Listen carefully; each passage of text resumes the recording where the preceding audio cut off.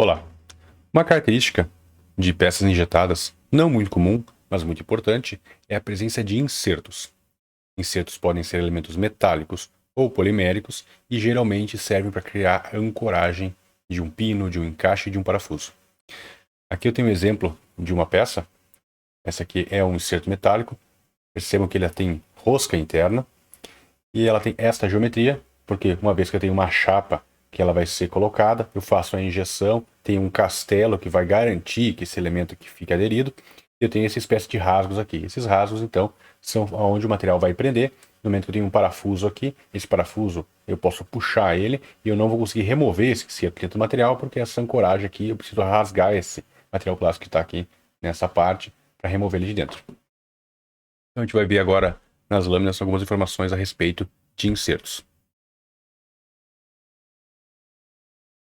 Se a gente considerar insertos de forma geral, mas em especial insertos metálicos, são muito utilizados na indústria automotiva, na indústria de componentes eletrônicos e também na indústria de linha branca e materiais de utilidades domésticas, a primeira função que ele vai ter é promover resistência mecânica. Já que eu quero fazer a inclusão de um parafuso, se eu fizer a inclusão de um parafuso em material plástico, depende da rigidez desse material plástico, vai ser fácil o arrancamento, então eu vou ter que ter algum cuidado especial. Quando eu uso um inserto metálico, boa parte da força que está sendo aplicada no parafuso é transferida para o material plástico numa área maior. Então isso vai me garantir uma maior resistência a arrancamento. Que é o que a gente observa então no segundo ponto, que é a ancoragem. Resistência mecânica vai ser a distribuição das forças da rosca que nós temos aqui para uma área maior. A ancoragem ser a possibilidade de arrancar esse material aqui, esse inserto, por um puxão. Depois disso, o fluxo de material não deve mover o inserto. É a terceira coisa que a gente teve que considerar nessa nossa avaliação. Os insertos normalmente são presos, nesse caso aqui, em uma rosca no molde. O material é injetado sobre ele, depois é desenroscado esse inserto aqui, para garantir que a alta pressão e a alta velocidade de uma injeção não vá movimentar esse elemento aqui dentro do molde.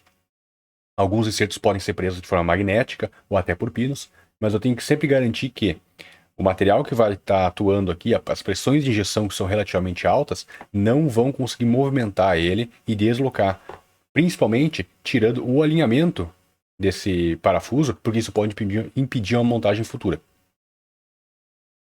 Além disso, a região próxima do enxerto, ou do inserto, perdão, tende a apresentar rachamento. Essas rachas, né, são um tipo de defeito chamado de stress cracking, onde eu tenho, durante o envelhecimento, o material perde alguma de suas propriedades e as tensões internas são aliviadas na forma de deformação e fratura. A gente vai ver um pouquinho mais sobre isso na lâmina no final, apesar de já termos comentado sobre esse tópico, esse problema, na aula, no vídeo de castelos.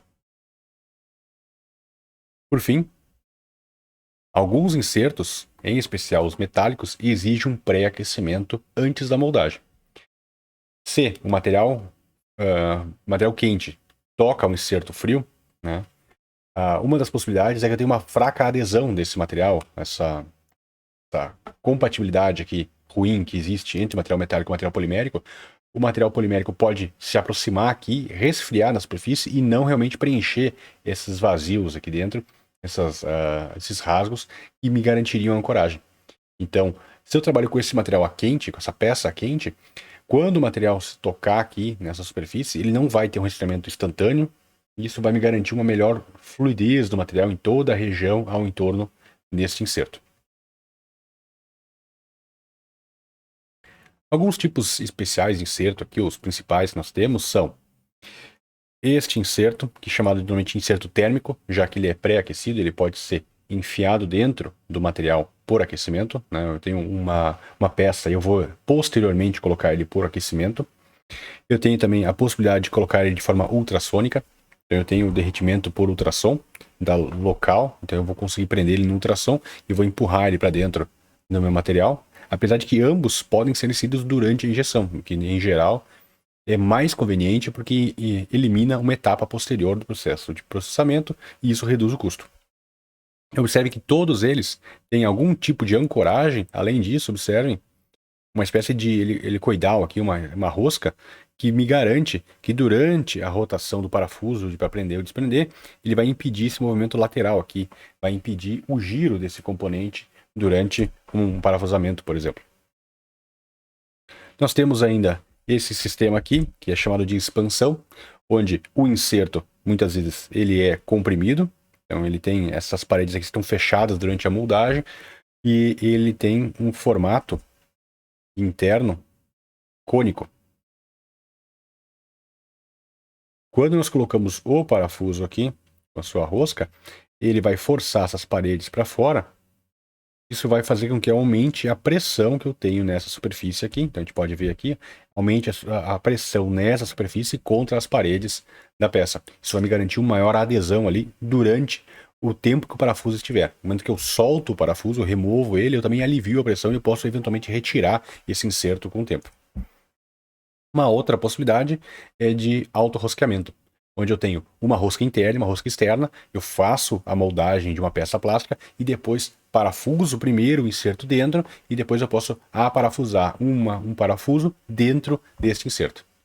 Ele pode ser moldado com a peça, mas esse aqui é um caso onde ele é feito normalmente para ser colocado posteriormente, já que eu tenho dificuldade, por exemplo, dentro do molde de colocar esse inserto pela geometria do molde, ou então ele não foi pensado e a peça começa a apresentar um problema. Eu tenho uma montagem onde ele é feita a montagem primeiro em material plástico, a moldagem em material plástico, depois é feita uma inserção de um parafuso diretamente contra o plástico. Isso se mostra fraco ou frágil ao longo do tempo. Então eu posso ter aqui a substituição desta rosca que eu já tinha por uma rosca metálica por meio de um inserto. Então eu posso inclusive ter uma rosca plástica sendo moldada durante a injeção e dentro dessa rosca plástica eu utilizar esse inserto para garantir que a rosca, as forças de cisalhamento e de torção que eu tenho numa rosca sejam melhor distribuídas e tenham menor risco de uma falha prematura de um componente plástico por meio de uso de um inserto. Quando a gente observa insertos, eles têm que ser realmente colocados dentro de um castelo, a menos que tenha uma parede muito espessa, como no caso aqui, eu teria que ter uma parede aqui de vários milímetros, né, a 30 milímetros, 35 milímetros, para conseguir garantir que esse inserto está dentro. Então, em vez de engrossar toda a parede na minha peça, eu vou ter simplesmente a criação de um castelo para envolver esse inserto. Observem que, idealmente, o inserto pode estar a uma altura específica, porque ele vai determinar uma montagem que eu vou ter de um outro componente que fica nessa superfície. Porém, neste caso, eu estou com uma grande região de material aqui, né? Uma zona de calor muito grande. Idealmente, eu deveria fazer o inserto mais longo e também não utilizar um castelo tão robusto, né? Lembro do castelo simples. Em geral, eu vou utilizar um castelo nervurado. Isso vai me distribuir parte das tensões que eu vou ter nessa parte de baixo, para evitar que isso aqui quebre por um dobramento, e também remove bastante da zona de calor. Durante o resfriamento, o inserto também serve para remover calor, já que ele é um componente metálico, ele vai conseguir mais rapidamente remover o calor que existe nessa região. Então, o calor desta zona quente pode fugir por este lado do molde, mas também pode fugir pelo inserto. Por fim, a contração sobre o inserto e também ao passar do tempo vão levar ao efeito de stress cracking, que é, durante a contração, a peça solidificou, ela reduziu o seu volume, mas o inserto não reduz a mesma proporção. Ele reduz quase um valor desprezível quando a gente compara com a redução de volume de um material plástico. Esta redução aqui, então, gera um monte de tensões internas. Com o tempo, eu tenho ciclos de aquecimento desta região, eu tenho uma degradação do material polimérico, eu posso ter vibração, qualquer outro efeito que vai agir durante a vida útil desse produto pode acabar levando a uma liberação dessas tensões, e essas tensões então vão levar a rupturas. Então isso é bem comum em peças que apresentam insertos metálicos, ela tem que ter uma vida útil bem identificada, bem estudada, para garantir que não tem uma falha prematura por um problema de moldagem. Então insertos são um elemento importante dentro da configuração de produção de peças plásticas, não são tão comuns, mas quando eles são utilizados, eles demandam um certo cuidado. Nos vemos no próximo vídeo.